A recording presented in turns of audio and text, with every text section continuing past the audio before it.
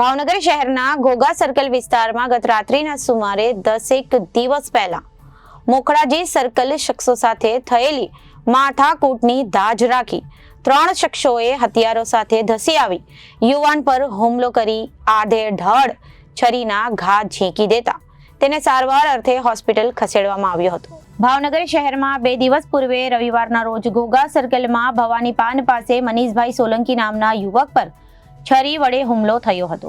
મનીષ સોલંકીનું સારવાર દરમિયાન મોત નિપજતા સમગ્ર મામલો હત્યામાં પરિણમ્યો હતો।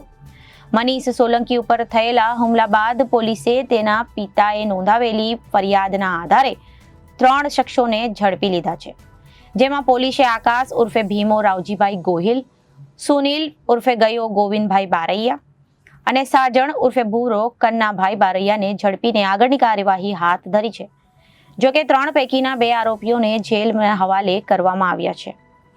આ મામલે ડીવાયએસપી આર સિંધલે જણાવ્યું હતું કે સમગ્ર ઘટના પાછળનું કારણ આરોપી સાજણની પત્નીના મોબાઈલમાં મૃતક મનીષ સોલંકીના મેસેજ આવ્યા હોય, જેને પગલે સમજાવવા જતા બોલાચાલી થતા 3 શખ્સોએ હુમલો કર્યો હતો।